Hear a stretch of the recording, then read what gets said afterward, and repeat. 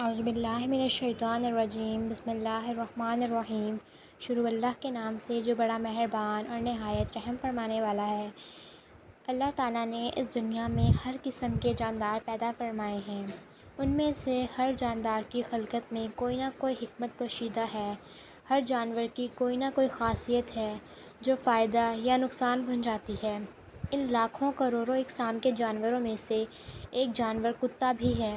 کتا عام طور پر وفا کی علامت سمجھا جاتا ہے اور یہ اپنے مالکوں کو دشمنوں سے محفوظ رکھتا ہے، مگر ہم سب کے ایمان کا یہ حصہ ہے کہ رسول خدا صلی اللہ علیہ وآلہ وسلم نے فرمایا کہ جس گھر میں کتا یا تصویر ہو اس گھر میں رحمت کے فرشتے داخل نہیں ہوتے۔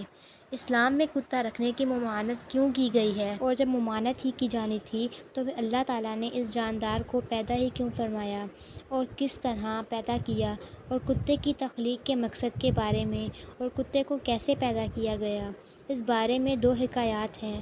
بظاہر کی قدیم کتابوں کے مطابق ابلیس یعنی شیطان جن تھا اور اللہ پاک نے اس کی عبادت کے باعث اسے فرشتوں میں شامل کر لیا، لیکن پھر ابلیس غرور کا شکار ہو گیا اور اس نے مٹی کے پتلے یعنی آدم علیہ السلام کو سجدہ کرنے سے انکار کر دیا، اور یہاں سے خیر و شر کی طاقتوں کے درمیان جنگ کا آغاز ہوا۔ قدیم صحائف میں لکھا ہے کہ جب شیطان کو حضرت آدم علیہ السلام کو سجدہ کرنے کا حکم دیا گیا تو اس نے حضرت آدم علیہ السلام پر حقارت سے تھوک دیا۔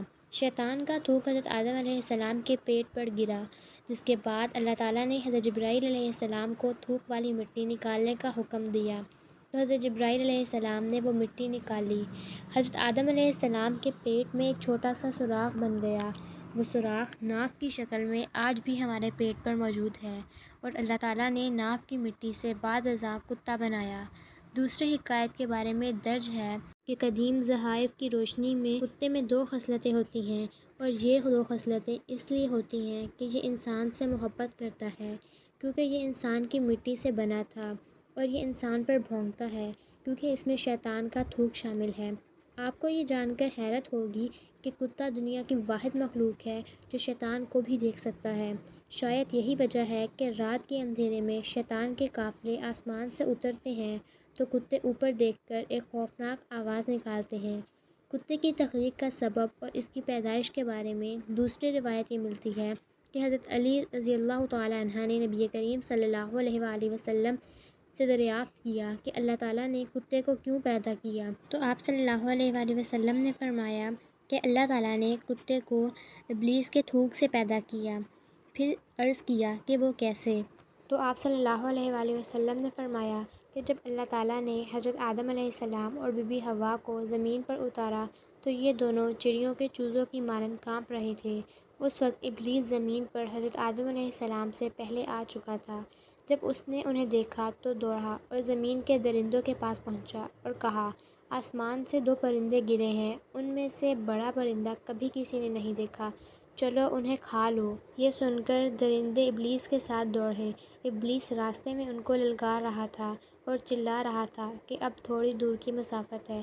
جلدی جلدی بولنے سے اس کے منہ سے تھوک نکل کر گر رہا تھا، تو اللہ تعالیٰ نے اس تھوک سے نر اور مادہ کتے پیدا کر لیے۔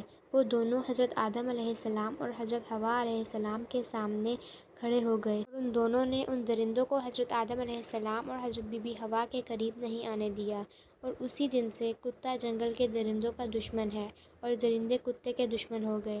غالباً کتے میں وفا کا عنصر اسی لیے شامل ہے کہ یہ روز اول سے ہی انسانوں کی حفاظت کے لیے معمور کیا گیا ہے، مگر سوال یہ اٹھتا ہے کہ جب اس میں یہ خاصیت پائی جاتی ہے تو اس کے باوجود کتے کو گھر میں رکھنے سے مسلمانوں کو کیوں منع فرمایا گیا ہے؟ آج یورپ کی تخلیق میں ہمارے ہاں بھی امیر گھرانوں میں کتے کے ساتھ کھیلنا اور شوقیہ طور پر گھروں میں کتے پالنا ایک فیشن اور اسٹیٹس سمبل سمجھا جاتا ہے۔ اسلام میں کتا رکھنا بالکل ہی منع نہیں کیا گیا، بلکہ اس کی ایک محدود اجازت کچھ شرائط کے ساتھ کی گئی ہے۔ چنانچہ کتے کو جو کسی ضرورت سے پالے جائیں، مثلاً شکاری کتے یا کھیت اور مویشی وغیرہ کی حفاظت کرنے والے کتے، تو اس حکم سے باہر ہیں۔ کتوں کے بارے میں اسلامی احکامات بڑے واضح اور صاف ہیں، لیکن کچھ جدید سائنسی معلومات کے ذریعے بھی آپ کو آگاہ کرنے کی کوشش کر رہی ہوں، کیونکہ یہ وہ دور ہے جس میں ذہنوں میں سوالات جنم لیتے ہیں۔ علامہ یوسف نے سائنسی معلومات کو اپنی کتاب میں حلال و حرام کے ذریعے ایک جرمن اسکالر سے قلم بند کیا ہے، جس میں نولن لکھتا ہے کہ گزشتہ چند برسوں میں لوگوں کے اندر کتا پالنے کا شوق کافی بڑھ گیا ہے۔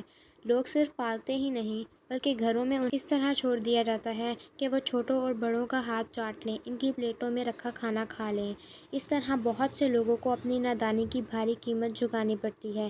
اس کی وجہ یہ ہے کہ کتوں کے جسم پر ایسے جراثیم پائے جاتے ہیں جو دائمی اور لا علاج مرض کا سبب بنتے ہیں، بلکہ کتنے ہی لوگ اس مرض میں مبتلا ہو کر اپنی جان سے ہاتھ دھو چکے ہیں۔ یہ جراثیم اتنے باریک ہوتے ہیں کہ دکھائی دینا بھی مشکل ہوتا ہے۔ یہ جراثیم انسان کے جسم میں داخل ہوتے ہیں اور وہاں مختلف اشکال میں ظاہر ہوتے ہیں۔ یہ اکثر پھیپھڑوں، گردے اور سر کے اندرونی حصے میں داخل ہوتے ہیں۔ ان کی شکل وقت کے ساتھ بدل جاتی ہے، یہاں تک کہ خصوصی ماہرین کے لیے بھی ان کی شکل کی شناخت کرنا مشکل ہو جاتا ہے۔ ان جراثیم کا علاج اب تک دریافت نہیں کیا گیا، کیونکہ جراثیم کے باعث انسانوں کے جسم پر جو زخم ابھر جاتے ہیں ان کی تعداد 1% سے کسی طرح کم نہیں، اور کسی ممالک میں تو 12% تک لوگ اس بیماری میں مبتلا ہو جاتے ہیں۔ اس مرض کا مقابلہ کرنے کی بہترین صورت یہی ہے کہ ان جراثیم کو کتوں تک ہی رکھا جائے اور انہیں پھیلنے سے روکا جائے۔ نبی کریم صلی اللہ علیہ وآلہ وسلم نے فرمایا، جب کتا کسی برتن میں منہ ڈال کر کھانا کھائے تو تمہیں چاہیے کہ اس برتن کو 7 مرتبہ دھو لو اور 1 مرتبہ مٹی لگا کر دھو لو۔ یہ جو باتیں آپ کو بتائی گئی ہیں ان کو سمجھیں اور ان کا موازنہ نبی کریم صلی اللہ علیہ وآلہ وسلم کے ان فرمان کے ساتھ کریں جن میں آپ صلی اللہ علیہ وآلہ وسلم نے گھر میں کتا پالنے سے منع فرمایا ہے۔ جی تو ویورز، یہ تھی آج کی ہماری ویڈیو۔ امید ہے آپ کو میری ویڈیو پسند آئی ہوگی۔ اگر آپ کو میری ویڈیو پسند آئی ہو تو میرے چینل کو سبسکرائب کریں، ویڈیو کو لائک کریں اور شیئر کریں۔